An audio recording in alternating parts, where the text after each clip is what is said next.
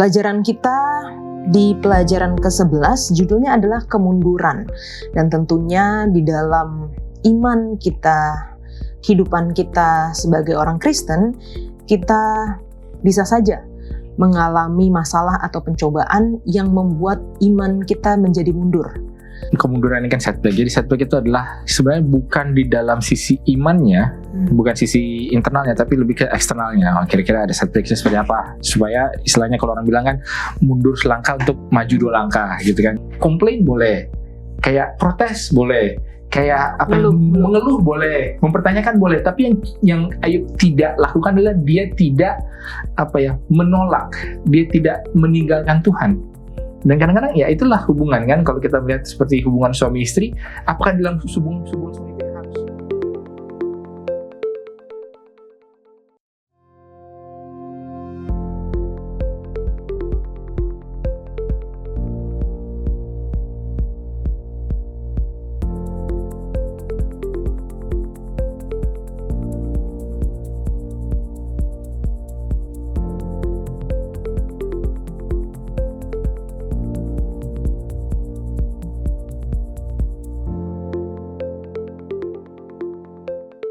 Selamat datang di Diskusi Sekolah Sahabat, diskusi pembelajaran Alkitab yang mendalam untuk menguatkan iman kepercayaan kita kepada Tuhan.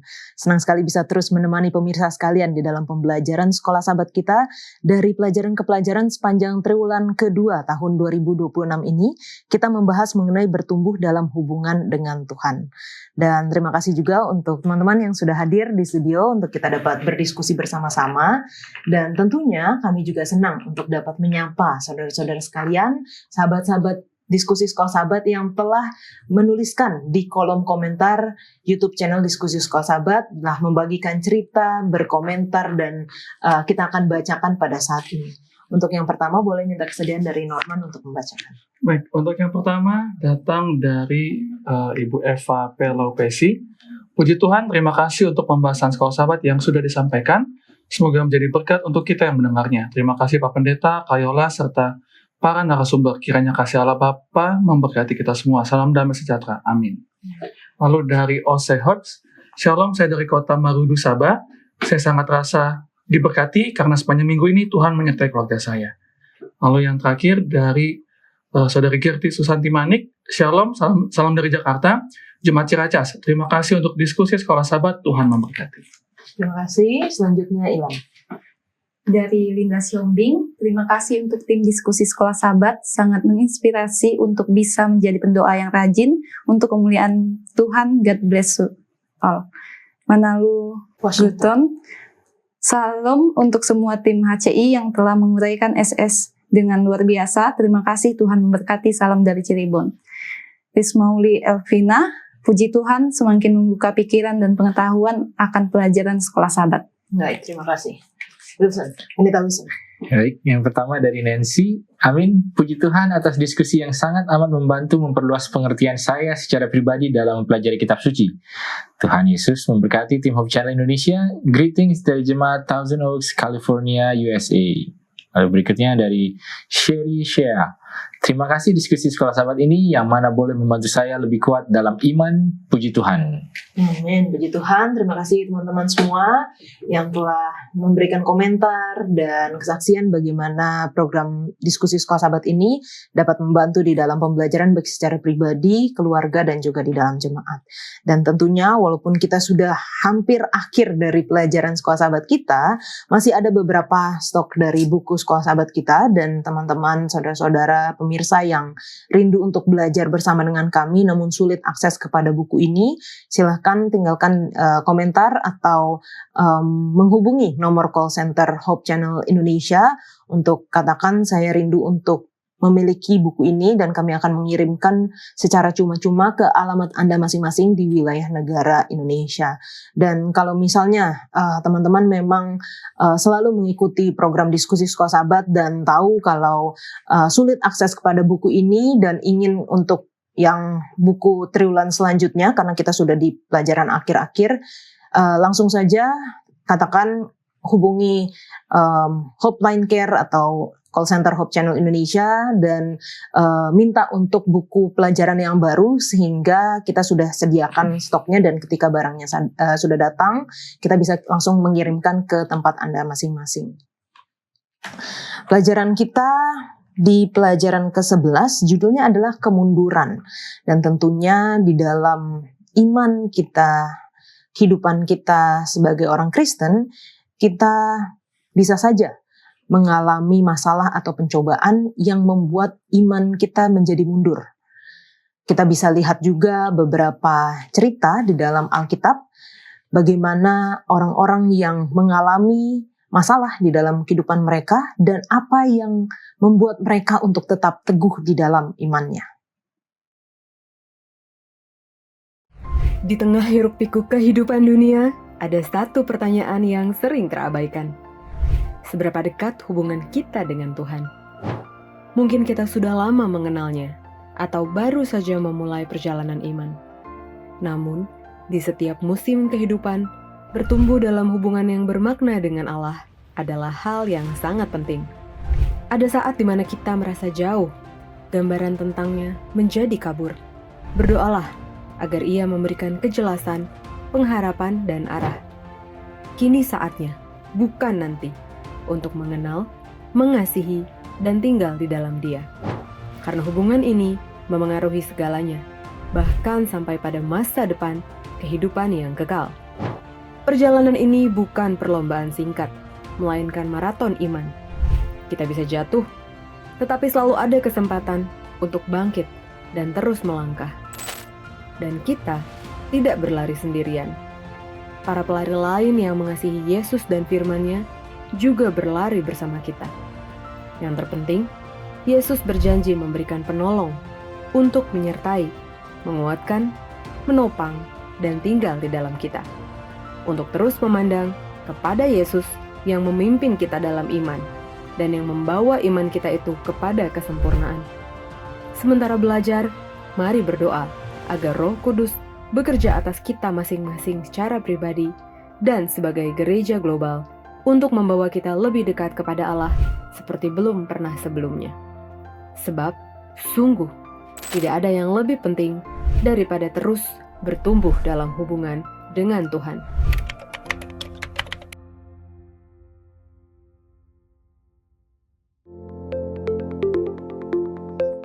Pelajaran ke-11 dengan judul kemunduran. Ayat hafalannya terdapat di dalam Roma 5 ayat 3-5. Dan bukan hanya itu saja, kita malah bermegah juga dalam kesengsaraan kita. Karena kita tahu bahwa kesengsaraan itu menimbulkan ketekunan. Dan ketekunan menimbulkan tahan uji. Dan tahan uji menimbulkan pengharapan. Dan pengharapan tidak mengecewakan karena kasih Allah telah dicurahkan di dalam hati kita oleh Roh Kudus yang telah dikaruniakan kepada kita. Kita akan membuka diskusi kita dengan doa dibawakan oleh Norman. Kita berdoa. Allah dalam kerajaan surga, kami berterima kasih atas tuntunan dan berkat-berkat yang boleh kami terima. Kami terima kasih juga atas kasih karunia Tuhan yang luar biasa dalam hidup kami.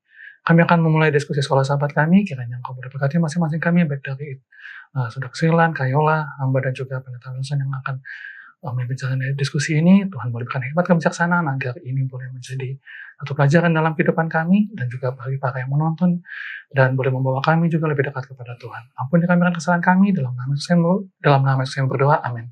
Amin. Makasih Norman. Seperti tadi yang saya katakan, di dalam kehidupan kita pasti kan kita pernah mengalami kemunduran, baik iman kita, kerohanian kita. Boleh nggak ceritain sedikit singkat, teman-teman di sini pernah punya masalah atau cobaan apa gitu yang membuat hubungan dengan Tuhan itu mundur dan mungkin gimana akhirnya maju lagi gitu, Norman? Banyak ya. Banyak ya. Salah Banyak. Satu aja. Tapi salah satunya ketika kehilangan pekerjaan sih. Maksudnya one day tiba-tiba kena layoff gitu kan. Itu Tuhan nih padahal udah punya keluarga, hidup mau stabil kok begini ya gitu. Indis ekonomi kalau kata orang kan. Ekonomi seperti ini. Tapi ya ternyata Tuhan kasih jalan keluar yang lebih baik, yang ternyata memang Tuhan maunya sepertinya Tuhan mau fokusin saya untuk dalam hal lain. Kalau Ilan? Oke, kalau dari aku Kak, waktu aku pelayanan di suatu tempat, Waktu itu aku melayani anak-anak yang belum tahu baca tulis, bahkan aku melayani orang-orang yang sakit. Tapi berjalannya waktu itu aku telepon orang tua dibilang kalau kakek masuk ke rumah sakit. Juga waktu itu dibilang bahwa adik aku juga berhenti sekolah karena ekonomi. Nah disitulah aku udah mulai lemah iman. Yang tadinya aku pagi-pagi semangat untuk meditasi Alkitab, bahkan jam doa itu ada 3 kali, aku jadi lemah dan aku meninggalkan itu semua. Pendeta Wilson. Jadi kalau kami sih ya, ini kan setback itu kan bahasa kemunduran ini kan setback. Jadi setback itu adalah sebenarnya bukan di dalam sisi imannya, bukan sisi internalnya, tapi lebih ke eksternalnya. Kira-kira ada setbacknya seperti apa? Supaya istilahnya kalau orang bilang kan mundur selangkah untuk maju 2 langkah gitu kan. Jadi kalau dalam pengalaman pribadi sih ada beberapa kali kejadian, mungkin mirip-mirip juga dengan Norman, adalah yang anehnya adalah pas konteksnya mirip-mirip. Jadi waktu kami lulus S1 dengan waktu lulus S2, kan biasa kan kalau baru lulus kan, ini mau kerja di mana, apa rencana selanjutnya kan, itu di dalam kedua hal itu terjadi 2 krisis besar. Jadi waktu kami lulus S1 itu, kalau ada yang ingat 2008-2011 itu ada krisis housing, kredit macet lah di Amerika. Wah, dampaknya ke seluruh dunia gitu kan. Lalu di 2021 ketika kami lulus S2 sama juga ada COVID. Wah, dampaknya seluruh dunia juga, itu mungkin lebih parah lagi sebenarnya. Dan di dalam hal itu kan ya sama seperti kan kita kan baru lulus nih. Wah, ini semangat nih mau maju. Tapi kok ada seperti kayak bukan tembok lagi nih, seperti gunung gitu yang tidak bisa dilalui gitu kan. Akhirnya rencananya mau cari kerja atau mau bagaimana nggak bisa. Akhirnya ada rencana yang terbuka gitu kan. Dan kalau kita lihat ke belakang sebenarnya kita nggak bisa bilang bahwa rencana awal itu lebih jelek daripada rencana yang sekarang. Tapi ketika yang awal kita rencanakan gak terjadi, terus istilahnya harus ditur, harus berlika-liku sedikit, kayaknya ya oke-oke aja. Ujung-ujungnya baik juga gitu. Jadi kita merasa ya dalam hal ini ya setback ini ya hal eksternal di luar, ya tentunya mempengaruhi apa yang di dalam. Tapi tentunya seperti pelajaran kita nanti ketika kita bahas mengenai beberapa kisah-kisah ini, kita akan lihat bahwa selalu ada, saya tidak bilang alasan kenapa itu harus terjadi, tapi lebih kepada ketika sesuatu terjadi pasti ada pelajaran yang bisa didapat. Jadi kita nggak bilang bahwa hal yang jelek ini memang terjadi supaya kamu belajar ini, enggak. Tapi hal ini terjadi lalu apa? Ya kan kalau orang bilang kan pain itu too expensive. Jadi harus ada yang didapat. Jangan kita mengalami painnya, sakitnya, tapi nggak belajar apa-apa. Jadi ketika itu terjadi sesuatu ya harus ada yang kita pelajari. Mungkin seperti itu. Terima kasih pendeta, luar biasa ya. Jadi kita semakin dibukakan pikiran bahwa Tuhan tuh bukan menginginkan kemunduran bagi kita gitu ya, bukan menginginkan hal yang jelek bagi kita. Tapi ketika itu diizinkan terjadi, ada sesuatu pelajaran yang Tuhan ingin kita dapatkan, dan ada rencana Tuhan yang lain gitu bagi kita. Nah, cerita pertama yang kita pelajari dalam sekolah sahabat kita itu mengenai waktu Yesus dan murid-muridnya mengalami satu badai yang sampai mereka ketakutan sampai rasanya takut mati gitu. Tapi Yesusnya tidur. Nah, sebelum kita masuk di cerita itu, latar belakangnya apa sih dari cerita Yesus bertolak belakang untuk pergi gitu, lalu kena badai di tengah jalan, Norman?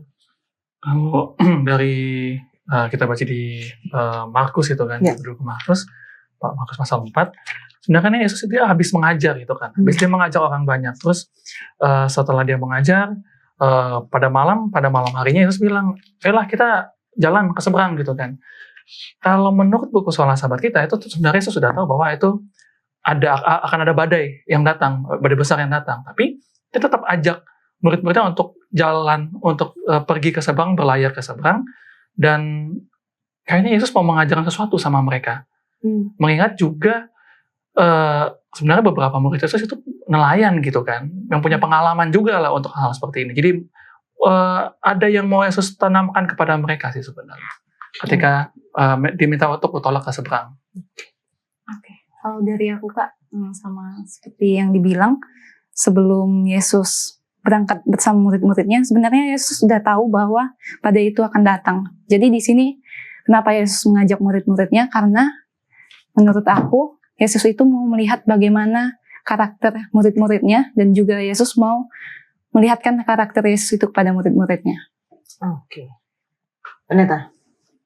Ya, jadi kalau kita lihat memang seperti yang sudah dibilang kan, memang dari sisi Yesusnya dia kan selesai mengajar. Nah, banyak hal yang diajarkan mengenai perumpamaan lah, ya kan, perumpamaan mengenai menabur, lalu biji sawi tumbuh apa segala. Dan ketika semuanya itu selesai, oke, sudah seharian capek, ya udahlah, oke, kita lanjut pergi. Nah, yang menarik adalah bahwa berlayar malam-malam ke danau itu juga bukan sesuatu yang umum gitu loh. Jadi kalau tadi dibilang memang seolah-olah kayak disiapkan untuk sesuatu supaya ada terjadi, mungkin ada benarnya juga. Tapi kalau kita lihat di dalam sisi konteks daripada baik di Markus maupun di Matius, kalau Matius itu agak sedikit berbeda ya, tapi kalau di Markus kan kita lihat bahwa ini setelah mengajar, teori-teorinya kan ini begini-begini, lalu kemudian apa prakteknya? Langsung disuruh praktek gitu kan. Jadi praktek dalam arti oke, kamu sudah mendengar seperti benih harus bertumbuh apa segala macam. Oke, sekarang ketika sesuatu terjadi apa? Gitu. Jadi kalau kita bisa lihat memang secara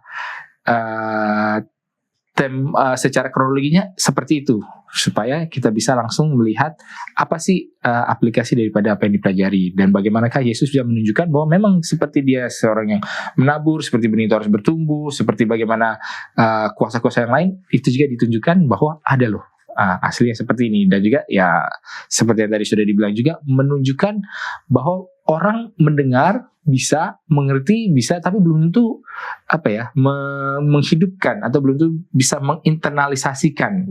Dan bagi setiap orang perlu fase internalisasi itu. Jadi kan kalau ibaratnya Pengalaman lah ya. Pengalaman. Jadi ibaratnya kalau kita membuat metal kan dipanasin dulu. Udah panas, udah meleleh, udah mulai lunak-lunak ya, terus kan harus diketok. Kalau enggak ya udah sudah lunak, nggak jadi apa-apa juga. Jadi pas pikirannya sudah merasa Tuhan, betapa hebatnya, betul luar biasanya, sekarang waktunya diketok nih, biar beneran ketika dia udah mengerasnya jadi yang bagus gitu loh, bukan jadi mengeras Yesus ini mengajar hal yang baik-baik saja, betapa indahnya dunia ini, kan enggak. Jadi kan ini seperti ini, lalu ada masalah, oke, ternyata keindahan yang Yesus ajarkan bisa langsung dinyatakan gitu. Tapi ternyata secara prakteknya juga murid-murid itu belum bisa mengalami gitu apa yang diajarkan sama teori yang diajarkan sama Yesus sebelumnya gitu. Karena ketika badai itu datang, walaupun mereka istilahnya dia di bayangan kita, mereka ada nelayan-nelayan yang ulung gitu ya, tapi ketika badai itu datang, mereka akhirnya menyerah juga, baru ingat Tuhan ada di sini, Tuhan di mana gitu, baru mereka mencari dan menemukan Yesus sedang tidur. Nah, dari cerita ini kita semua tahu ceritanya, kita nggak bisa baca keseluruhan ceritanya, tapi pelajaran iman apa yang bisa Ilan dapatkan? Pelajaran iman yang bisa aku dapatkan di sini, ya kita lihat bahwa di sini murid-murid Yesus waktu mereka terkena badai, di sini mereka tahu bahwa Yesus ada bersama mereka. Tapi di sini ketika mereka mendapatkan masalah itu, mereka tidak lupa sama Tuhan. Dan begitu juga dengan kehidupan saya, Tuhan mau ingatkan bahwa ketika ada badai dalam kehidupan saya harus ingat bahwa Tuhan itu ada bersama dengan saya. Gitu kan. Aman. Pelajaran yang pertama yang aku dapatkan pribadi gitu ya. Kadangkala ketika ya ada masalah datang gitu, seringkali yang diduluanin adalah gimana caranya ya supaya ini bisa selesai, dia ngandelin diri sendiri sih. Kecenderungan seperti itu. Contoh kayak ketika kerjaan, oke, ini mau cari koneksi kemana ya supaya bisa dapat kerjaan baru. Tapi kalau Tuhan nggak setuju mau bilang apa gitu kan? Padahal seharusnya yang pertama kali didahulukan ya datang dulu ke Tuhan, tanya Tuhan ini gimana, apa yang dilakukan. Baik lagi seharusnya beriman dulu aja gitu loh. Gitu. Oke. Pendeta. Ya mungkin yang menarik adalah kan seperti juga ditulis di sekolah sahabat kita adalah bahwa Yesus ini kan tertidurnya kan di buritan. Buritan ini kan tempat di mana di bagian belakang kapal, di mana kemudinya ada di sana gitu ya. Nah yang menarik adalah ini nggak tahu nih, ketika Yesus tidur, dia tidur ketika tidur di tempat orangnya harus mengemudi. Nah ini salah siapa? Salah murid-muridnya kah? Atau salah Yesus? Kenapa tidur di situ? Tapi terlepas daripada itu, menunjukkan bahwa kadang-kadang orang yang kita tempatkan untuk mengemudi mungkin juga perlu diberikan mandat. Nah, mungkin kayak gitu kan, diberi mandat. Oke, kau sudah ketaruh di sini, tapi bukan cuma ditaruh. Ya kita minta juga lah dia supaya mengendalikan. Nah, jadi kan ketika murid-muridnya, ya kita nggak tahu apakah murid-muridnya yang ngasih Yesus supaya di buritan, ya masuk akal juga ya. Karena kalau bagian buritan, kalau yang pernah di kapal itu sebenarnya bagian yang nggak terlalu goyang-goyang. Kalau di bagian depan itu kan yang langsung kena ombak ya. Jadi kalau dia mau istirahat ya taruh di belakang. Mungkin bisa juga disuruh istirahat. Tapi pada saat itu mereka juga ada sebuah metafora di mana ketika mereka membutuhkan sesuatu, ya orang yang punya kendali, yang ada di tempat mengendalikan, belum langsung diminta untuk bertugas. Nah, jadi kadang-kadang kan seperti itu juga. Kadang-kadang ya kita tahu bahwa Tuhan itu mengendalikan segala sesuatunya. Kita tahu bahwa Allah itu bekerja dalam segala hal. Tapi kadang-kadang atau seringkali bahkan kita perlu juga secara eksplisit meminta, oke, kendalikanlah kapal ini, tolonglah kami supaya kami tidak binasa. Mungkin itu juga salah satu pelajaran yang bisa kita dapat dalam kisah ini. Apalagi dalam konteks bahwa ya Yesus sementara sedang ada di tempat di mana dia bisa memegang kendali. Jadi kadang-kadang mungkin kita taruh Tuhan Yesus di bagian belakang yang kayak, udah Yesus tidur aja, aku aja yang kendalin hidupku gitu ya. Bisa jadi pelajarannya seperti itu. Nah, kalau saya bayang-bayangkan nih, di zaman sekarang, apakah contohnya kalau di cerita itu, apakah begitu badainya datang, kan badai mungkin datangnya angin agak nggak langsung gede gitu kan lah ya, angin agak kencang sedikit. Apakah harusnya murid-murid itu udah langsung bilang ke Tuhan Yesus, Tuhan udah bangunin dulu gitu, Tuhan ini mau badai nih kayaknya, kita harus bikin apa gitu, atau seperti apa gitu, karena memang kalau kita lihat ceritanya, kalau kita baca ceritanya masuk akal ya, mereka ngerasa guru mereka sudah capek seharian, dibiarkan istirahat, ternyata mereka nggak bisa handle badai itu, baru akhirnya mereka bangunin Tuhan. Nah, kalau bagi pelajaran kita di zaman sekarang, aplikasinya gimana sih supaya kita bisa tetap percaya dan mengandalkan Tuhan di tengah badai kehidupan? Susah ya, karena aku sendiri pun masih agak sulit secara pemikiran juga. Balik lagi, kadang-kadang kan kita suka nggak peka sama keadaannya. Kadang-kadang kita tahu kayak ini kayaknya akan terjadi sesuatu, tapi kayaknya gue masih bisa nih, saya masih bisa nih kayaknya nih, gitu kan. Kadang-kadang masih seperti itu. Nah, yang jadi pokok pemikirannya adalah apapun yang terjadi, sama seperti Henok dan baca-baca kita sebelumnya, ya lebih banyak berjalan sama Tuhan, lebih banyak ngobrol sama Tuhan, ini kayaknya akan terjadi sesuatu nih, gimana ya? Kadang kita suka sungkan ngomong sama Tuhan, masalah gini dong, masa harus berdoa sih? Nah, itu yang sering terjadi. Karena masalah karena masalah sepele, masa harus gini dong, harus berdoa, harus ngadu sama Tuhan. Semua masalah kan gak ada yang bisa ngadu kecil di depan Tuhan kan. Jadi apapun yang terjadi, diomongin sama Tuhan, ngobrol. Kayak, ya mungkin ini akan dikit lagi mungkin nanti sama teman-teman yang lain ya. Seperti orang pacaran aja gitu, ketika ada sesuatu yang kita rasa kayak, kayaknya ini ciri-ciri mau ngambek nih, ajak ngobrol gitu. Oke, Ilan. Oke. Ini sulit ya Kak bagi aku. Tapi pelajarannya ketika aku di tengah badai, bagaimana aku tetap percaya kepada Tuhan. Aku lagi berusaha mengingat kembali bagaimana Tuhan menolong aku di dalam masalah-masalah aku di masa lalu. Begitu juga ketika mungkin saat ini aku mengalami masalah, badai kehidupan, aku percaya kalau Tuhan itu akan menolong aku. Begitu. Benar.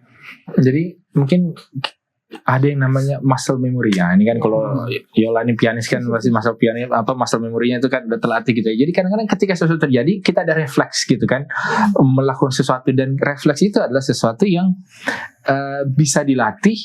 Tapi kalau tidak dilatih itu menunjukkan memang alam bawah sadar kita seperti apa, nah, gitu kan. Jadi kadang-kadang bukannya refleks itu nggak bisa, ya itu kan alam bawah sadar, tapi tetap bisa dilatih supaya langsung terjadi. Misalnya kalau orang bela diri gitu ya, jadi kan kita kadang-kadang merasa kalau bela diri nanti kalau ditonjok di sini, saya akan begini, saya begini lah. Kalau kita nggak pernah di sesi latihan melakukan hal itu, ketika kejadian nyata itu terjadi, kita tidak akan bisa bereaksi secepat itu. Nah mungkin yang terjadi di kisah ini seperti itu juga. Kenapa murid-murid tidak langsung bereaksi seperti meminta kepada Yesus? Mungkin karena mereka terbiasa ya langsung melakukan segala sesuatu itu sendiri, gitu kan? Mereka bisa ya kalau terlepas daripada ini datangnya cepat atau pelan-pelan ya, walaupun kalau kita katanya kalau badai di Danau Galilea sana itu bukan sesuatu yang pelan-pelan baru menghajar, enggak, tiba-tiba langsung. Nah ketika tiba-tiba langsung terjadi kan, udah nggak sempat lagi berpikir, udah nggak sempat lagi membuat rencana nanti kita begini itu, langsung apa yang biasa mereka lakukan, defaultnya seperti apa biasa mereka lakukan, itu yang akan mereka lakukan. Dan kadang-kadang ya mungkin pelajaran bagi kita juga ya, kita perlu dalam arti merencanakan sesuatu sebelum itu terjadi. Dan kalau orang bilang bikin kayak fire drill gitu loh, ya kan. Jadi yang kalau di gunung-gunung suka ada fire drill, kenapa? Biar ketika itu kejadian udah nggak mikir lagi apa yang harus dilakukan. Kalau itu tidak pernah dilakukan ya adalah panik. Nah ini yang kejadian kan kepada murid-murid, mereka panik. Tapi di dalam kepanikan itu ya untunglah ada suatu kesadaran atau suatu, mungkin bukan kesadaran ya, tapi sebuah kepasrahan. Oh ya kita binasa, gitu kan, sudah menerima keadaan. Tapi sebelum kita binasa, kita cobalah opsi terakhir ini, atau opsi yang tidak kita pikirkan sebelumnya, itu meminta Yesus untuk lakukan sesuatu. Kalau dipikir Yesus ini juga pada saat itu kan siapa dia? Mengajar. Oke, misalnya kalau kayak kami gini kan contohnya lah ya, saya gitu kan, pendeta kan, ya orang tahu di Hope Channel belajar. Tapi ketika kita naik di perahu terus kan ada ketiduran, apakah akan cari pendeta? Enggak langsung kan, gitu kan. Jadi kadang-kadang mungkin seperti ini, enggak wajar bagi orang itu untuk meminta kepada Yesus sebelum kejadian ini. Nah, tapi setelah kejadian tercatat, semua orang Kristen akan pokoknya kalau ada badai langsung meminta kepada Yesus gitu kan. Tapi pada saat itu memang bukanlah sesuatu yang normal, bukan sesuatu yang lazim untuk meminta kepada rabi, sang guru agama, untuk melakukan sesuatu. Jadi kalau dibilang kenapa murid-murid nggak langsung minta kepada Yesus, ya kita nggak bisa. Itu kan anakronistik juga ya. Kita sudah tahu ceritanya, kita tahu Yesus bisa, tapi kan sebelumnya kan mereka tidak tahu. Nah, mungkin seperti itu. Jadi membuka wawasan juga bahwa ternyata ada hal-hal yang Allah bisa lakukan yang mungkin kita tidak berpikir ke sana. Bukannya kita meragukan kealahan Allah, tapi seperti tadi orang bilang, mungkin kadang-kadang kita mengkotak-kotakan, ini bagian Allah, ini bagian saya, ini nanti, ini besok, ini sekarang gitu loh. Padahal ya kadang-kadang memang harus langsung gitu. Terima kasih banyak pendeta untuk penjelasannya. Teman-teman, kita akan lanjutkan diskusi kita setelah yang satu ini.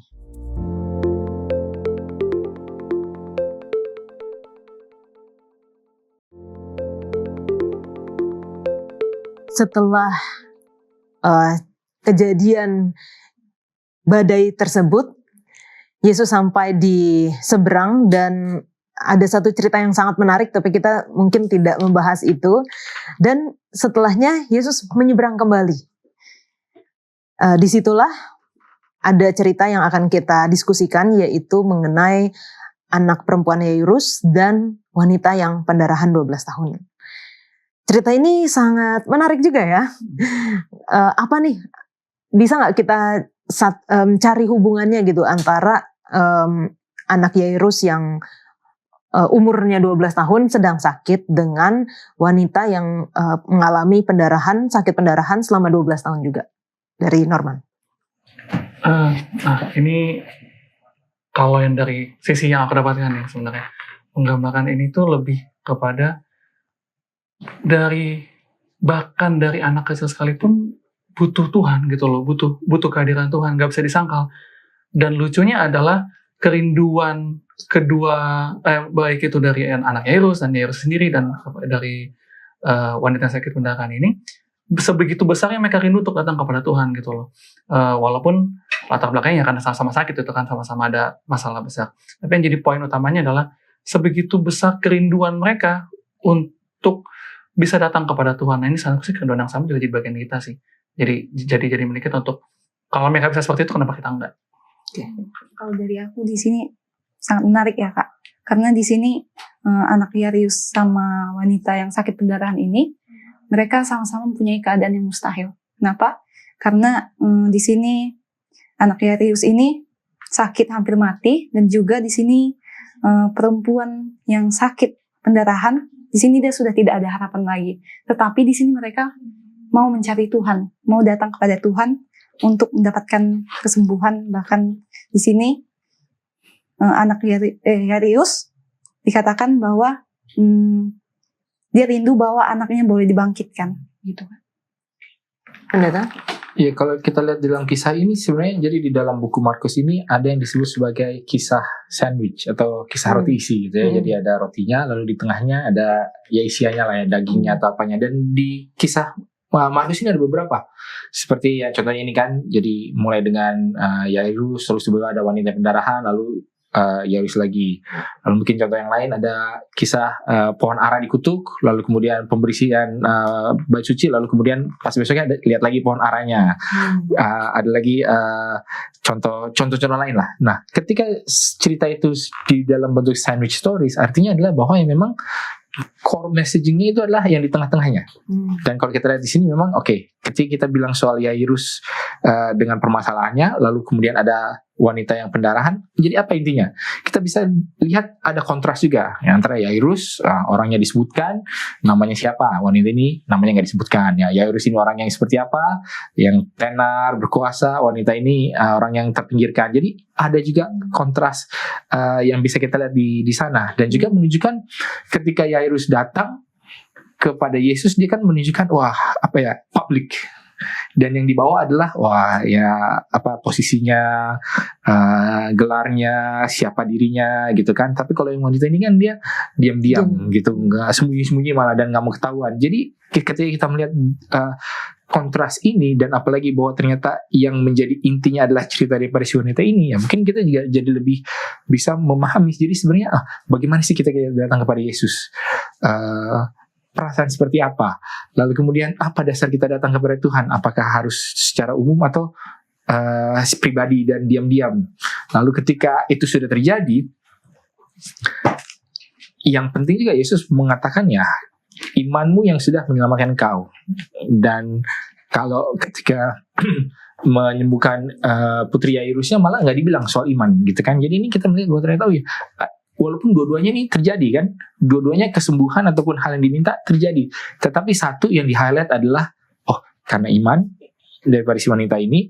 Lalu yang satunya lagi mungkin bukan karena iman lah, tapi lebih kepada karena keniscayaan. Kalau kita bilang karena memang dia orangnya begini, karena memang dia sudah punya mungkin banyak menyumbang, karena memang dia orang kaya, karena memang ini makanya terjadilah hal yang baik pada dia gitu. Jadi tapi ketika kita melihat di dalam kisah wanita ini, barulah kita melihat ternyata ada usahanya. Selain usaha, ada juga imannya. Lalu ada juga pergumulan batinnya. Dan ketika itu sudah terjadi, dia bersyukur. Tetapi ada juga, ternyata Yesus mau meng-highlight, mau mengangkat kisah ini, nggak bisa dibiarkan dia tenggelam begitu aja. Jadi ketika kita melihat hal ini, ini mungkin menjadi refleksi juga bagi kita tentang bagaimana kita melihat perjuangan kita. Mungkin nggak ada orang lain yang melihat. Tapi ketika tidak ada yang melihat, kita tahu bahwa Tuhan melihat. Dan ketika Tuhan melihat, Tuhan mau supaya yang terangkat bukan adalah orang yang tidak bisa apa-apa, disembuhkan, enggak. Tapi lebih bahwa karena iman orang yang demikian, maka Tuhan merasakan sesuatu yang berbeda. Merasakan seperti ada kuasa yang keluar. Padahal kan kalau kita lihat dalam kisahnya, seperti ibaratnya kalau di Tanah Abang gitu kan, desak-desakan gitu kan. Terus siapa yang menyentuh aku lah?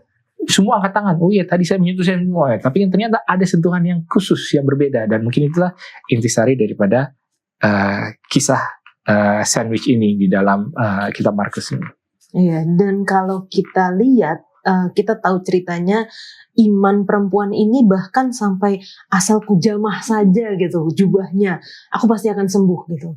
Nah, secara aplikasi seperti apa sih sebenarnya kita sekarang punya pikiran kayak yang penting kujamah saja. Iman seperti apa yang kita butuhkan di zaman sekarang ini, Arman? Selesai ya. Karena balik lagi setelah beberapa dalam kita punya sekolah sahabat ini, setelah pelajaran sebenarnya beriman itu bukan susah, tapi lebih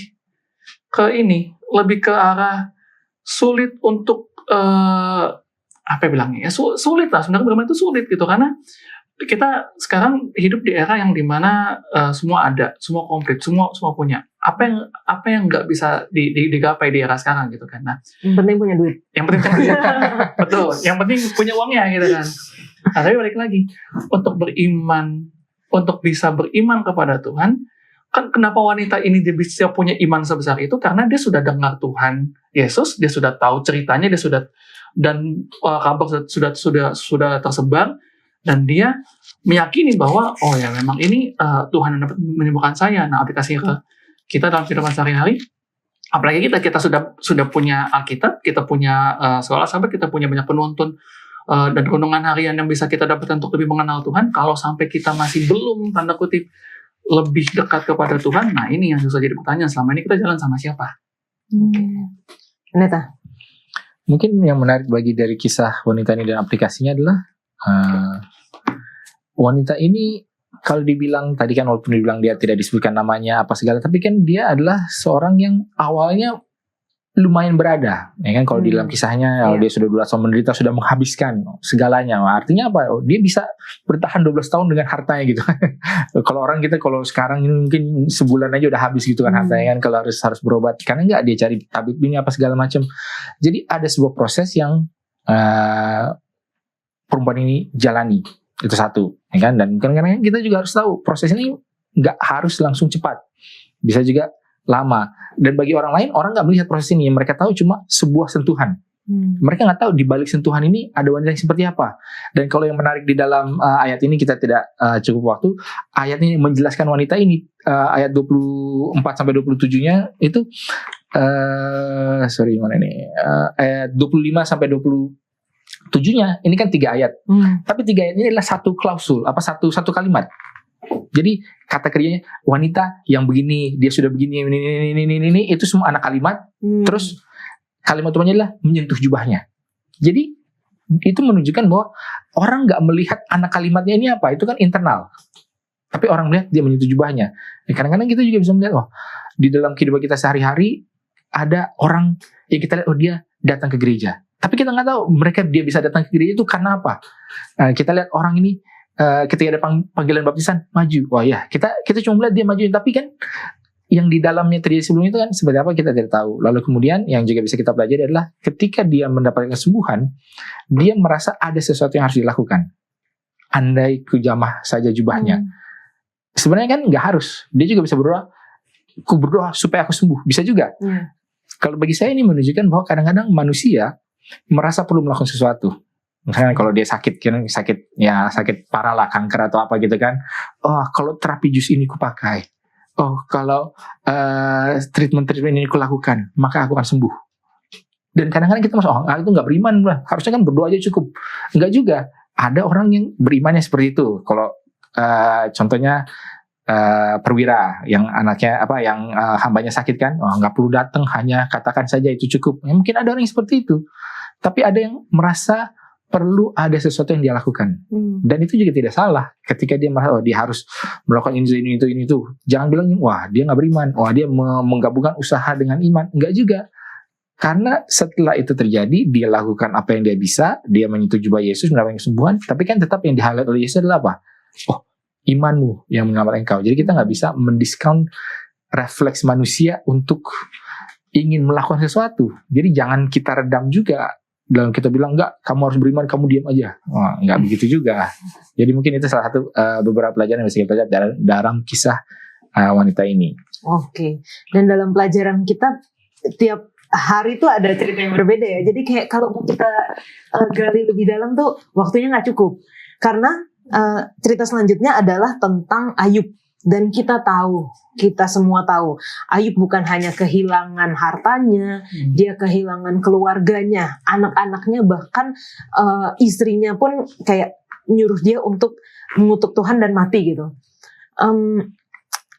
Tapi yang menjadi hal yang membuat kita penasaran, gimana sih sebenarnya hubungan Ayub sama Tuhan sebelumnya, sampai dia bisa berada di titik ketika semuanya hilang, dia tetap percaya kepada Tuhan, dia tetap ikut Tuhan, dan dia tidak ikut kata istrinya untuk mengutuk Tuhan dan mati gitu.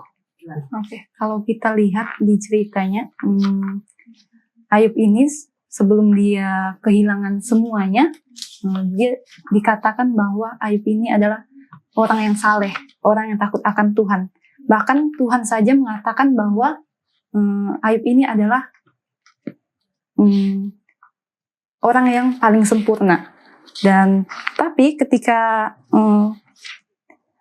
Ayub ini menjadi orang yang saleh, dia juga mendapatkan pencobaan.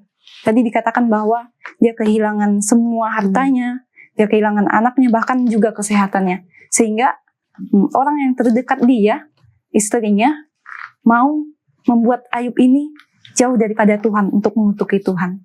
Gitu sih. Benar. Jadi kadang-kadang kita cukup familiar dengan istilah batu penjuru.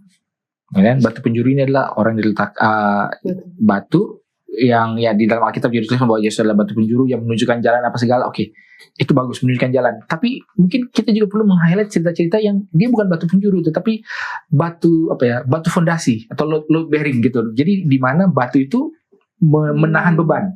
Dan kalau bagi saya kisah Ayub ini adalah dia mungkin bukan batu penjuru karena kita jarang sekali menggunakan Ayub sebagai doktrin apa segala. Tapi ketika ada masalah terjadi, ketika kita merasa harus ada beban yang ditanggung, kepada kisah mana kita akan pergi? Kepada si Ayub ini. Jadi tidak terlalu banyak doktrin di dalam kisah Ayub ini, tetapi ketika kita melihat kisah Ayub ini kita tahu bahwa ada beban yang bisa ditanggung oleh kisah ini. Menunjukkan apa? Bahwa satu, ada yang namanya pertentangan besar. Wah, jadi kejadian yang terjadi di dalam diri kita. Ini doktrin juga sih sebenarnya. Jadi mungkin ada juga doktrin dalamnya. Jadi maksudnya kejadian yang terjadi kepada diri kita mungkin kadang-kadang bukan salah kita sendiri juga. Bisa juga karena memang ada hal-hal di luar kendali kita, di latar belakang kita ketahui. Walaupun teman-teman Ayub ketika datang kan, mengkritik, kamu nih karena kamu sudah berdosa, minta ampun lah apa segala macam. Itu satu. Tapi ketika kita melihat kisah Ayub ini, yang mungkin juga kita tidak bisa tutup mata terhadap hal itu adalah bahwa di dalam kisah Ayub ini kan 42 pasal kalau nggak salah ya. Tapi kita hanya ingat pasal 1, 2 lalu kemudian pasal terakhirnya gitu kan. Mereka disembuhkan. Padahal di dalam kurang lebih 38 pasal ini kan Ayub ini juga bergumul. Dan dia bukan orang yang kalau ini hanya tambahan terhadap sekolah sahabat yang meng-highlight aku akan melihat Tuhan di dalam dagingku, ketika aku dicobai aku akan timbul seperti emas. Itu hal-hal yang baik yang Ayub katakan. Tetapi Ayub juga mengatakan, seandainya aku tidak pernah dilahirkan, terkutuklah hari kelahiranku, seandainya aku mati di dalam kandungan ibu. Dia juga mengatakan hal itu. Dan apakah hal itu salah? Ya karena itu tidak di-highlight seolah-olah kita mau udahlah kita pendam aja. Enggak juga. Ayub ini adalah orang yang menyatakan apa yang ada di dalam hatinya. Cuma yang dia tidak lakukan adalah dia tidak membutuhki Tuhan. Jadi jangan salah. Komplain boleh, kayak protes boleh, kayak mengeluh boleh, mempertanyakan boleh. Tapi yang Ayub tidak lakukan adalah dia tidak menolak, dia tidak meninggalkan Tuhan. Dan kadang-kadang ya itulah hubungan kan. Kalau kita melihat seperti hubungan suami istri, apakah dalam hubungan suami istri harus hanya baik-baik terus? Ya nggak akan terjadi seperti itu. Terus apakah artinya kalau nggak boleh ada marah-marah? Ya enggak juga, karena marah itu pasti akan terjadi. Tapi seperti yang dikatakan, bagaimanakah dua bisa berjalan kalau mereka tidak setuju? Jadi apa yang bisa menyatukan kedua orang ini di dalam suatu pernikahan adalah karena mereka setuju untuk tetap bersama. Segala macam apa yang terjadi ya seperti Ayub, ini kan hubungan Ayub dengan Tuhan ya, segala macam apa yang terjadi ya diselesaikan, tapi ya dikatakan, diungkapkan. Tapi komitmen Ayub terhadap Tuhan adalah dia tidak akan meninggalkan Tuhan. Dan Tuhan pun juga sama, komitmen terhadap Ayub adalah aku percaya bahwa dia akan memuliakan namaku, dia tidak akan mengecewakan, dia tidak akan mempermalukan lah, karena kan ada sebuah dalam tanda kutip pertaruhan yang Allah lakukan terhadap Ayub kepada setan ini. Jadi kita bisa melihat hubungan antara Ayub kepada Allah dengan Allah kepada Ayub adalah sebuah hubungan yang luar biasa gitu. Makanya tadi saya bilang ya ini mungkin bukan batu penjuru yang menunjukkan jalan, tapi ini batu batu yang menahan beban gitu loh. Jadi kita bisa melihat dalam kisah ini, ada begitu banyak hal yang luar biasa yang ditanggung oleh Ayub yang membuat kita juga bisa bertahan di dalam menghadapi kehidupan kita. Oke. Dan dari cerita-cerita ini kita melihat bahwa ada satu proses yang kalau kita baca seakan ya udah wanita yang pendarahan itu 12 tahun. Tapi kalau kita jalani 12 tahun itu lama loh gitu. Ayub, kita nggak tahu mungkin dari dia jatuh sampai dipulihkan berapa lama gitu. Tapi kita tahu ada 30-an pasal di tengah-tengahnya sebelum dia dipulihkan, sebelum dia disembuhkan dan dikembalikan semua segala sesuatunya. Dan proses itu kadang menyakitkan, lama, dan kita nggak tahu ujungnya seperti apa. Bagi kita yang membaca kisah Ayub, kita tahu, oh dia akan dipulihkan. Tapi bagi Ayub yang mengalami hal tersebut, dia tidak tahu berapa lama dan seperti apa ujungnya, tapi dia tetap percaya kepada Tuhan. Dan biarlah cerita-cerita ini yang mungkin sebuah kemunduran, sebuah setbacks, tapi ketika kita jalani, kita mengerti bahwa Tuhan punya proses, dan ketika kita jalani, Tuhan punya rencana indah di depan kita. Kita akan lanjutkan setelah yang satu ini.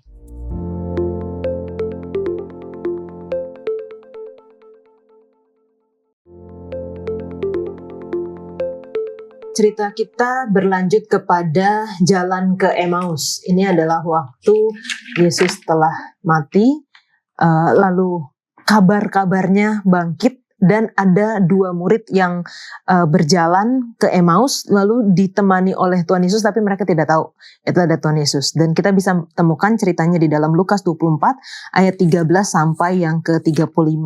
Apa yang bisa kita belajar dari cerita ini, Norman? Ini sebenarnya ini backgroundnya lucu sih, karena mereka lagi ngobrol-ngobrol, terus kok kalau ada kata lagu kan ada orang ketiga gitu, kok bisa ada orang ketiga nimbrung ngobrol gitu loh. Nah, yang bisa pelajarin kalau dari yang aku baca juga dari kitab Penjelasan Sekolah Sahabat, kadangkala kekecewaan, kan mereka kecewa nih, kok mati, kok gini, kok gitu, ntar kita nggak bisa ini kan, karena pemikirannya mereka tidak sama dengan pemikiran Allah. Bagi mereka kan penebusannya ya bangkit bebas dari Roma, bisa berjaya sendiri sebagai negara. Tapi begitu Yesus mati, mereka kecewa, mereka bingung, mereka bimbang, jadi mundur mereka kan, jadi mundur selangkah. Tapi begitu di saat yang sama juga Yesus tidak meninggalkan mereka gitu kan, malah justru dikasih pengertian dengan tanda kutip caranya jadi orang ketiga gitu di dalam obrolan mereka gitu. Nah, pelajarannya adalah seringkali karena kita merasa kita mundur selangkah, kita jauh dari Tuhan, udahlah ini nggak akan ada ini lagi lah, udahlah hilanglah harapan, udahlah gini gitu. Padahal yang perlu kita sadari adalah tadi seperti kata tadi awal, mundurnya itu bukan karena mundur gitu, tapi Tuhan mau buat sesuatu gitu loh. Dan seperti dicerita di jalan Emmaus ini, jalan ke Emmaus, Tuhan tetap hadir sama mereka, Tuhan tetap jalan sama mereka. Yang jadi masalah adalah balik lagi kepekaannya mereka itu tidak jalan gitu loh, kepekaannya kurang gitu, bahwa tadi kayak siapa tuh, Tuhan tuh Yesus tuh gitu. Jadi kepekaan itu harus dilatih gitu loh, kepekaan kita terhadap keinginan Tuhan, terhadap Tuhan itu ya itu harus dilatih. Jangan sampai hanya karena kita merasa kita mundur, kita tinggalkan, kita seolah-olah kita udahlah, ini Tuhan kayaknya udah capek sama kita gitu. Jadi nyambung sama Ayub tadi lagi ya. Jadi walaupun mengalami hal-hal yang mungkin membuat kita bisa mundur, tapi tetap percaya sama Tuhan. Betul. Ilan. Kalau dari cerita jalan ke Emmaus ini, kita lihat bahwa di sini ada para pengikut Yesus yang mereka sudah kecewa, putus asa, bahkan di sini dikatakan mereka bingung, sehingga membuat mereka jauh daripada Tuhan. Jadi sebuah kemunduran terbesar dalam kehidupan mereka. Jadi walaupun di sini mereka kecewa, putus asa, mereka menjadi jauh daripada Tuhan, di sini Tuhan tidak meninggalkan mereka. Bahkan di sini dikatakan Tuhan berjalan bersama mereka. Yang artinya bahwa mungkin dalam kehidupan kita ada kekecewaan, bahkan keputusasaan dalam kehidupan kita. Kita yang meninggalkan Tuhan, tetapi Tuhan itu tidak meninggalkan kita. Oke. Dan ini lucunya pada saat mereka berjalan bersama-sama, kan dikatakan memang mata mereka seperti ditutup gitu, untuk mereka bisa mengenal bahwa ini adalah Yesus. Dan ketika mereka makan bersama-sama, kedua murid itu insist kalau Yesus harus tinggal makan bersama dengan mereka, baru mereka menyadari bahwa itu adalah Tuhan. Pendeta, pelajaran apa lagi yang bisa kita dapatkan dari cerita ini? Jadi mungkin pelajaran yang bisa kita ambil adalah tadi off the record waktu lagi break segment kita mendengar berbicara mengenai seandainya kita tahu tentang hal-hal, apakah itu akan lebih bagus atau enggak. Nah di dalam hal ini secara eksplisit di dalam kisah ini, di dalam kalau kita baca ayat 25 eksplisit ditegur. Dikatakan, lalu ia berkata kepada mereka di dalam Lukas 24 ayat 25, lalu ia berkata kepada mereka, hai kamu orang bodoh, betapa lambannya hatimu sehingga kamu tidak percaya segala sesuatu yang telah dikatakan para nabi. Bukankah Mesias harus menderita semuanya itu untuk masuk ke dalam kemuliaannya? Lalu ia menjelaskan kepada mereka yang tertulis tentang dia dalam seluruh kitab suci, mulai dari kitab-kitab Musa dan segala kitab nabi-nabi. Jadi secara eksplisit di dalam kisah ini Yesus menegur orang-orang ini sebagai orang bodoh. Kalau dalam bahasa ini orang yang tidak berpikir lah ya, orang yang tidak tidak berotak lah kalau orang istilah kasarnya gitu ya. Kenapa? Karena mereka sudah dikasih tahu. Jadi ini mereka bukan yang nggak tahu bahwa ini akan terjadi, tapi karena mereka lambat untuk berpikir, lambat untuk mendengar, tidak memahami. Jadi sebenarnya seandainya mereka sadar, mereka akan tenang-tenang aja, oke, mati terus nanti akan bangkit lagi, nggak masalah, gitu kan. Nah sekarang kalau kita aplikasinya ke dalam kehidupan kita, belum tentu juga kita lebih baik. Kenapa? Karena di dalam Alkitab sudah dikatakan bahwa orang benar akan mendapatkan hidup, akan menderita tapi akan berhidup. Tapi ternyata setelah ketika kita menjalani, pas kita menderita, kenapa saya menderita lah? Kan memang udah dibilang kan menderita. Tapi apakah penderitaan ini akan berakhir dengan kekalahan? Kan enggak, kan tetap akan ada kemuliaan akan bisa didapat. Tapi tetap aja ketika itu kita sedang lalui, kita juga komplain, kita juga marah-marah, kita juga kecewa. Jadi pengetahuan itu enggak membuat segala sesuatu yang lebih baik. Jadi kalau orang bilang, kenapa kita tidak seperti orang Israel zaman dulu yang melihat, yang mengetahui, yang memang berjalan bersama dengan Tuhan, yang ini apa segala. Kalaupun itu terjadi, kita tidak akan lebih baik. Kenapa? Ya buktinya sekarang kita sudah tahu itu seperti itu. Sekarang kita aplikasikan dalam dalam kehidupan kita sehari juga nggak seperti itu. Dan ini menjadi sebuah pelajaran juga bahwa kadang-kadang semua kekecewaan, semua kesulitan, semua kesakitan adalah kalau dibilang hanya di pikiran mungkin nggak tepat juga ya. Kita memang merasakan, tapi mungkin karena kita tidak benar-benar menginternalisasikan dan percaya bahwa ini semua akan berlalu atau ini semua adalah sementara, akan ada hal yang indah yang Tuhan sudah sediakan bagi kita, yang memang Tuhan inginkan bagi kita. Cuma di dalam mencapai hal itu ya ada proses yang harus terjadi, dan kadang-kadang kita tidak mau prosesnya. Jadi ini saya teringat kalau dalam pengalaman pribadi saya dulu waktu saya ikut pelatihan misionaris, di hari sebelum hari akan dikirim, besoknya berangkat, malam itu saya berdoa kepada Tuhan, Tuhan bisa nggak ketika saya bangun, ini sudah tahun depan, biarlah saya tidak mengalami 1 tahun ini, tapi saya cuma ingat pengalamannya aja, indah, ya bagus, saya menderita ini, tapi itu bangun, tiba-tiba udah tahun depan, udah penamatan, udah tinggal happy gitu kan. Tapi ternyata enggak.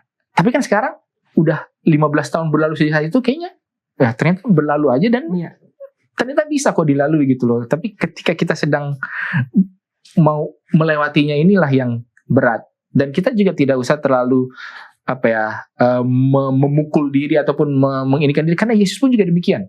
Ya kan, kalau di Taman Getsemani kan bilang, sekiranya mungkin biarlah cawan ini berlalu.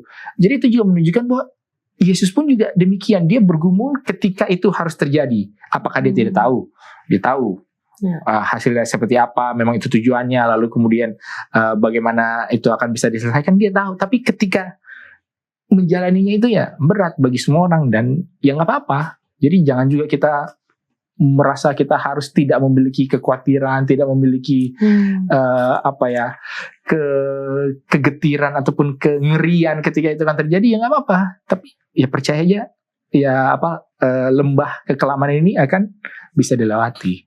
Dan memang kita butuh ya pergumulan itu ya, karena kalau misalnya kita nggak ngerasain, kita nggak ngerasa kita kayak khawatir apa segala sesuatu, nggak ada khawatirnya sama sekali, justru malah jadi aneh gitu, nggak ada bergumulnya sama sekali, justru kita butuh gitu pergumulan itu. Dan seperti yang ayat hafalan kita, bermegah dalam kesengsaraan, karena kita tahu kesengsaraan itu menimbulkan ketekunan menimbulkan tahan uji menimbulkan pengharapan, dan pengharapan tidak mengecewakan. Jadi memang di dalam kehidupan kita, mau kita orang Kristen atau enggak pun, pasti akan ada masalah, pasti akan ada yang kita hadapi, pasti akan ada hal yang berat yang kita harus jalani gitu. Tapi sebagai orang Kristen kita tahu dan kita percaya bahwa Tuhan bersama-sama dengan kita dan tidak pernah meninggalkan kita. Dan seperti dalam Ibrani 12 ayat 2 dikatakan, marilah kita melakukannya dengan mata yang tertuju kepada Yesus, yang memimpin kita dalam iman, bahwa iman kita kepada kesempurnaan, mengabaikan dan seterusnya. Artinya kita harus terus memandang atau terus melihat kepada Yesus. Secara aplikasinya, dari tadi kan kita memang belajar langsung ke aplikasi ya, seperti apa sih kita terus memandang kepada Yesus? Balik lagi, ini sebenarnya sangat praktikal ya. Dan dalam kehidupan nyata sebenarnya nggak sulit-sulit amat, cuman kadang suka pribadi kadang suka bergantung pada logika sendiri. Cuman gini, paling mudah gini, ada satu film yang pernah saya tonton. Jadi orang ini menemukan remote ajaib yang dimana bisa skip kehidupan. Di skip aja tuh di fast forward tuh ya, apa yang dilakukan, dan dia jadinya autopilot lah kehidupannya. Yang ditemukan adalah kosongnya, dia jadi nggak tahu apa-apa, dia jadi nggak bisa dekat sama anaknya, dia nggak bisa dekat sama istrinya, sama keluarganya. Nah, kalau dalam kehidupan kita rasa bahwa udah skip aja, udah ini aja, boleh nggak bilang boleh nggak di skip, jadi nggak tertempa gitu loh. Kan untuk jalan sama Yesus juga udah bilang jalan sama dia nggak mudah gitu loh. Tapi ya harus dilalui memandang kepada Yesus. Ya berarti itu dari jalan sama Yesus. Apapun yang dilakukan, percaya bahwa semua akan sesuai dengan waktunya Tuhan. Karena ada satu kutipan yang menurut saya ini cukup bagus untuk di ini juga. Kalau endingnya tidak baik, maka itu bukan endingnya. Jadi kalau jalannya masih terlihat, kok Tuhan susah ya, kok Tuhan ini ya, tetap berpegang teguh dengan janji Tuhan. Karena ya Tuhan akan berikan sesuatu yang indah di pada akhirnya nanti. Oke, kalau dari aku Pak, untuk memandang kepada Yesus sebenarnya sangat sulit ya dalam kehidupan ini. Karena ketika kita sudah mengikuti Yesus, akan banyak tantangan, akan banyak pencobaan yang kita hadapi. Tetapi Tuhan mau bahwa ketika kita menghadapi tantangan dan pencobaan, seperti pelajaran yang sudah kita bahas, kita harus datang pada Tuhan dengan iman kita. Oke, benar. Ya kalau tadi dibilang kan berarti kan ayatnya di dalam Ibrani 12. Ya kalau kita mundur ke dalam Ibrani 11 bicara soal iman. Ya definisi iman Ibrani 11 ayat 1, lalu kemudian bagaimana mencari Allah Ibrani 11 ayat 6. Lalu kemudian di dalam Ibrani 12 ayat 1-nya dikatakan karena kita mempunyai banyak saksi. Ya, banyak orang yang sudah bisa kita lihat. Jadi kalau dibilang bagaimanakah cara terus memandang kepada Yesus? Di dalam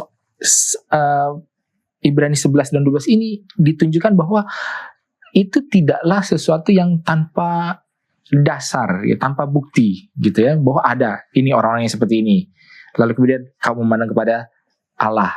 Lalu kemudian karena kita punya banyak orang seperti ini, ya marilah kita lanjutkan perjalanan kita. Lalu kita juga memandang kepada Yesus. Jadi memang bukan berarti kita di dalam menjalani kehidupan ini berjalan sendiri. Kita bisa melihat pengalaman orang lain yang seperti apa, baik buruknya, suka dukanya, dan ternyata mereka bisa melewati. Lalu kita melihat kepada Allah yang memang kita memang berpaling kepada siapa lagi selain kepada Allah.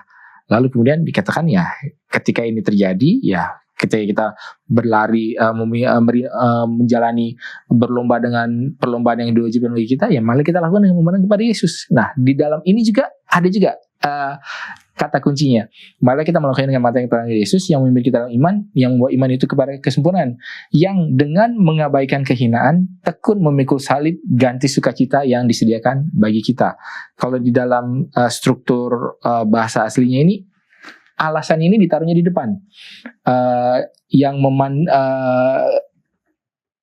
dengan mengabaikan kehinaan tekun memikul salib ganti sukacita yang disediakan bagi dia, ini ditaruh klausulnya dimajuin ke depan. Jadi Yesus pun juga ketika dia melakukan hal itu adalah dia apa? Dia bisa mengabaikan kehinaan karena apa? Dia melihat kepada sukacita yang disediakan bagi dia. Jadi ada alasannya gitu loh, ada price-nya, ada anugerahnya, ada hadiahnya yang dia lihat sehingga semuanya itu dia bisa lalui. Dan kadang-kadang mungkin kita juga perlu seperti itu. Jadi kita tidak fokus kepada apa yang terjadi di sekitar kita, tapi kita melihat kepada apa akhirnya. Akhirnya nanti kita akan bisa beroleh keselamatan. Akhirnya nanti kita bisa juga menjadi membawa orang-orang lain juga kepada keselamatan. Akhirnya apa? Kita bisa bertemu dengan Allah dan ya masuk surga hidup selamanya. Ada loh itu akhirnya. Dan itu tidak salah dengan mencoba menggunakan hal itu sebagai sebuah motivasi. Karena di sini dikatakan Yesus pun juga melakukan hal itu. Jadi dia melihat apa yang dia harus lakukan, pengorbanan, tapi dia melihat karena pengorbanannya ini maka akan ada keselamatan bagi umat manusia. Nah, mungkin itu juga salah satu cara supaya kita bisa tetap tekun melihat kepada Yesus bahkan di dalam percobaan atau kesulitan yang ada. Wah, luar biasa ya, kita sudah membahas berbagai cerita, walaupun mungkin waktunya terasa singkat-singkat banget karena ceritanya banyak, tapi kita bisa lihat dari setiap cerita yang kita sudah bahas, ada pelajaran-pelajaran yang kita ambil, ada mungkin hal-hal yang membuat kita secara manusia mengalami seperti kemunduran, tapi di setiap cerita ini juga mereka terus percaya kepada Tuhan, dan ada satu istilahnya happy ending lah ya di belakang dari cerita ini, dan itu juga yang menjadi satu pengharapan bagi kita seperti yang dikatakan kalau Yesus mungkin melihat award atau rewardnya, prize-nya itu adalah bagaimana dengan pengorbanannya dia dapat menyelamatkan seluruh dunia dari dosa, dan kita juga harus memiliki pengharapan kasih kepada Allah dan sesama manusia, bagaimana kita dapat membawa mereka kepada Tuhan dan kita tetap percaya teguh kepada Tuhan. Dari Pendeta Wilson boleh berikan kesimpulan dari pelajaran kita. Ya, mungkin kalau di dalam satu pelajaran ini kan kita melihat beberapa kisah mengenai orang-orang yang mengalami masalah lalu kemudian bisa melaluinya. Dan kadang-kadang ya mungkin apalagi kita sebagai kalau yang sudah berkeluarga dan punya anak, kadang-kadang masalah itu bisa kita tanggung. Kenapa? Karena kita lakukan ini untuk orang lain, untuk anak saya. Karena saya harus memberi anak saya makan, bayar uang sekolah, makanya saya bisa bangun pagi. Ya mungkin kalau ada yang ngegojek kantor apa segala, bisa ditanggung. Kenapa? Karena ada sesuatu yang ingin dia capai, ada sesuatu yang ingin dia selesaikan. Dan bagi banyak orang ini ya mungkin di dalam kisah wanita ini dia mau menginginkan kesembuhan, di dalam kisah Yesus tadi dia keselamatan umat manusia, di dalam kisah Ayub juga dia melihat bagian hubungannya dengan Tuhan, dan semua ini kan pasti ada sebuah motivasi. Dan biarlah segala macam kemunduran ataupun setbacks yang kita rasa kita alami, ketika kita lihat kenapa saya harus maju ke depan, itulah yang membuat kita bisa terus melangkah maju. Dan di dalam kisah-kisah ini kita lihat bahwa semua orang yang berpaling ataupun yang memandang kepada Yesus, kepada Tuhan, pasti mendapatkan jalan keluar. Dan sama seperti orang-orang di dalam kisah-kisah Alkitab ini demikian, maka kita pun juga bisa untuk melalui kemunduran ini dan tetap maju melangkah di dalam perjalanan rohani dengan Tuhan. Seperti itu. Terima kasih Pendeta Wilson, Norman, dan juga Ilan. Kita sudah berdiskusi bersama. Teman-teman, kalau masih memiliki pertanyaan, kebingungan tentang pelajaran kita, baik di pekan ini maupun secara triwulan ini, silahkan tinggalkan di kolom komentar YouTube channel Diskusi Sekolah Sahabat dan kita akan membahasnya.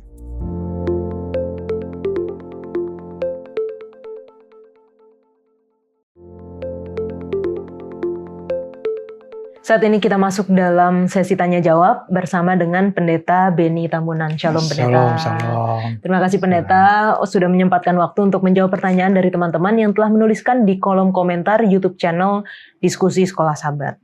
Untuk pertanyaan yang pertama datang dari saudara atau Bapak Jeffrey V. Sembung. Shalom, apakah Alkitab membenarkan seseorang menegur dosa di depan umum? Dalam kondisi seperti apa? Iya. Saudara Jeffrey mungkin masih ingat beberapa bagian daripada Alkitab yang bercerita bagaimana dosa juga ada memang di depan umum.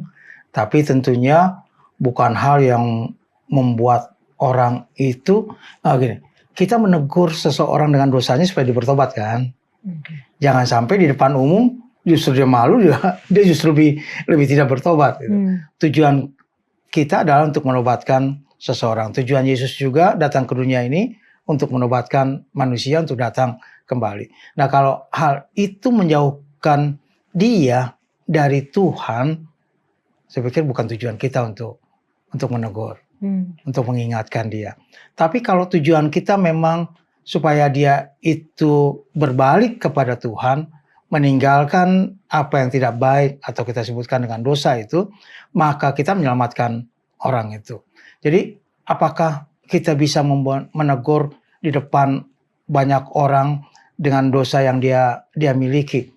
Lihat situasi dan kondisi daripada orang tua. Kita juga tidak tiba-tiba kita teriak, iya dia juga tuh dulu, waduh teriak gitu kan, wah kamu juga dulu ya. Saya pikir buat malu, bahkan keluarganya mungkin juga akan meninggalkan Tuhan.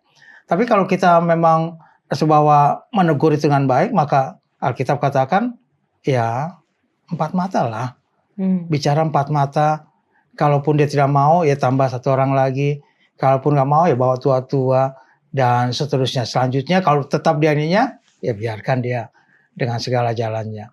Jadi Alkitab memberikan kepada kita dengan contoh-contoh yang begitu banyak dalam Alkitab, bahwa kita menegur atau mengingatkan seseorang akan dosanya itu tujuannya adalah untuk menyelamatkan. Kalau tujuan kita adalah untuk mempermalukan supaya kita puas, yang penting saya puas, dia sudah tahu bahwa dia, saya pikir bukan itu tujuannya.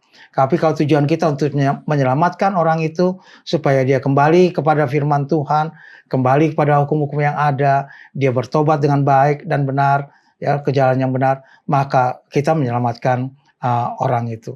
Kembali beberapa hal, misalnya Yesus juga mengatakan, ya kamu jangan juga berteriak ya dengan segala sesuatu yang ada, bahwa apa yang dia lakukan itu segala sesuatunya tidak baik. Tapi bagian lain juga ada contoh-contoh, misalnya seperti Nabal menasihati Daud, dia kasih tahu dengan banyak hal segalanya, ya. Tapi tentunya juga ada perumpamaan-perumpamaan lain. Tidak juga kita memberikan teguran ataupun tidak juga kita memberikan nasihat kepada orang itu supaya bertobat dengan menuding langsung kepada dosanya. Orang katakan kalau orang sakit jangan boroknya langsung ditusuk, ya orang akan teriak. Ya. Tapi kalau kita menasihatinya dengan baik, bahwa apa yang dia lakukan itu tidak baik, apa yang dia perbuat itu tidak membuat orang itu lebih baik nantinya, ya kita harus bisa untuk memberikannya. Banyak contoh juga dalam Alkitab yang memberikan pengampunan ataupun permohonan maaf kalau itu mengakibatkan kepada hal yang tidak baik.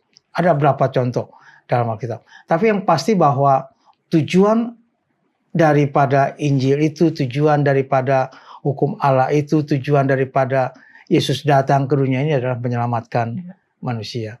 Jangan sampai kita justru menjauhkan orang dari keselamatan yang ada. Jadi jangan pernah takut untuk menegur atau menasihati orang, tentunya dengan 4 mata dulu lah. Ya. 4 mata dengan situasinya juga lihat ya, jangan situasi lagi tidak baik kemudian kita menegur dengan cara yang tidak baik. Jadi situasi, kondisinya, kemudian kita memberikan nasihat pada waktu yang tepat. Terima kasih banyak Pendeta untuk penjelasannya. Oke, pertanyaan selanjutnya Pendeta datang dari Bapak Maidin Lakuman. Pertanyaan, kenapa dan apa penyebab kita susah bertobat? Ini kenapa susah bertobat? Karena dosa itu kan memang satu hal yang nikmat ya. Bagi sebagian orang yang sudah biasa di dalamnya. Kalau sudah biasa melakukan sesuatu, kemudian kita katakan untuk berbalik, maka dia akan susah. Karena dia rasa bahwa nggak apa-apa kok selama ini saya lakukan. Ya, nggak apa-apa saya berbuat selama ini, apa yang saya lakukan selama ini adalah benar. Ya. Untuk mengubah satu prinsip keadaan kemudian kepada hal yang baru itu kan sulit ya. Sulit, apalagi misalnya dengan situasi yang benar. Ya, selama ini dianggap bahwa saya melakukan ini benar. Saya melakukan ini benar. Kemudian dibaca Alkitab atau orang lain memberitahukan mana yang lebih benar, dia katakan, enggak nih, ini enggak benar nih. Ya. Alkitab ini enggak benar, orang itu enggak benar. Gitu. Jadi langsung ada penolakan bahwa apa yang dilakukan itu tidak baik. Apa yang dilakukan oleh orang lain itu, apa yang kata itu tidak baik. Harusnya kan kita kalau memang kita bertobat, ya udah firman Tuhan bilang apa. Gitu. Dasar kita untuk berbalik adalah firman Tuhan. Jangan juga orang dengar begini kemudian wah bertobat. Padahal sebenarnya tidak berdasarkan kepada firman Tuhan. Kalau itu berdasarkan kepada firman Tuhan, pada hukum Tuhan misalnya dan sebagainya, ya kita harus berbalik. Harus balik. Kita misalnya contoh yang sulit kita lakukan sekarang ini adalah memelihara sabat dengan baik. Bagaimana memelihara sabat dengan baik? Itu yang sulit kan? Itu yang sulit. Bagaimana kita mengetahui dengan firman Tuhan, oh sabat itu benar? Ya benar. Hari Sabtu misalnya kan. Kemudian bagaimana memeliharanya? Nah ini kan banyak orang katakan, tobat lu. Tobat lu, nggak boleh begini tobat. Ya. Nah, firman Tuhan mengatakan apa untuk hal-hal seperti ini. Jadi apapun pertobatan kita, mari kita lakukan dengan sukacita, dengan gembira bahwa saya dapat yang baru nih. Saya dapat yang baru, saya mau melakukannya. Walaupun mungkin jatuh lagi gitu ya. Tapi kita ingat, oh enggak nih, saya harus kembali. Kita mungkin jatuh lagi, berapa kali jatuh pun, kalau kita sudah tahu itu tidak baik, malah kita harus bertobat kembali. Jadi jangan pernah kita takut untuk bertobat. Orang kan banyak, kenapa orang sulit bertobat ya karena takut kan. Karena dia takut segala sesuatunya, wah kalau saya nanti begini, nggak bisa begini lagi dong. Saya nggak bisa ini lagi dong. Ya. Jadi segala sesuatunya harus dilakukan dengan baik. Ya. Dan pada waktu kita sudah mengetahui bahwa hal itu baik, hal itu benar, sesuai dengan firman Tuhan, ya mari bertobat dengan sukacita. Jadi jangan lagi bertobat dengan tidak sukacita. Misalnya seperti renungan pagi kita mengenai sejarah gereja, ya Miller begitu dapatkan, wah ini memang sahabat yang benar, udah kan sukacita, dia gembira. Walaupun selama ini dia rasa dia nolak kan, awal-awal dia tolak, tapi begitu dia dapatkan, wah ini benar, dia dengan sukacita dia kasih tahu orang lain, enggak yang benar ini kok, yang benar ini kok. Jadi dia bertobat dengan satu kegembiraan, bukan karena apa? Karena terpaksa, ya karena situasi, karena kondisi ininya, ya saya harus kelihatan bertobat lah gitu ya. Tidak demikian. Jadi bertobat itu memang dengan sukacita, dengan kegembiraan, lakukan dengan satu prinsip bahwa ini akan menyelamatkan saya, ini akan membawa saya lebih benar di hadapan Tuhan. Walaupun jatuh 7 kali, orang benar bangkit ke 8 kali ya, Pendeta ya. Betul. Ya. Betul. Terima kasih Pendeta untuk penjelasannya. Kiranya ini dapat menjawab bagi teman-teman yang telah bertanya. Dan kalau misalnya masih ada pertanyaan sehubungan dengan pelajaran Sekolah Sabat kita triwulan ini, silahkan tinggalkan di kolom komentar YouTube channel Diskusi Sekolah Sabat dan kita akan membahasnya. Kita kembali ke studio.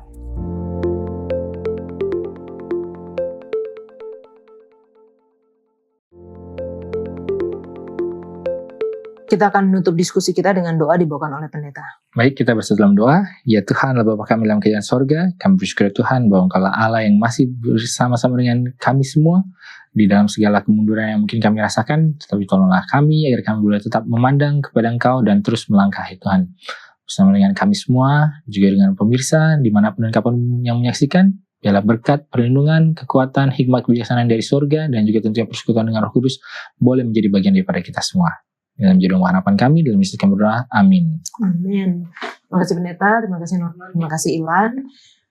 Sementara kita masih hidup di dunia yang berdosa ini, kita pasti akan mengalami masalah, rasa sakit, penderitaan, kesulitan di dalam kehidupan. Dan mungkin hal-hal ini dapat membuat kita mempertanyakan kasih Allah. Tapi ketika kita sudah mempelajari tokoh-tokoh Alkitab dan bagaimana mereka merespon kepada hal-hal yang terjadi di dalam kemunduran yang terjadi dalam kehidupan mereka, kita yakin bahwa bersama dengan Tuhan kita dapat terus melangkah maju. Kita akan belajar di episode selanjutnya. Tuhan Yesus memberkati.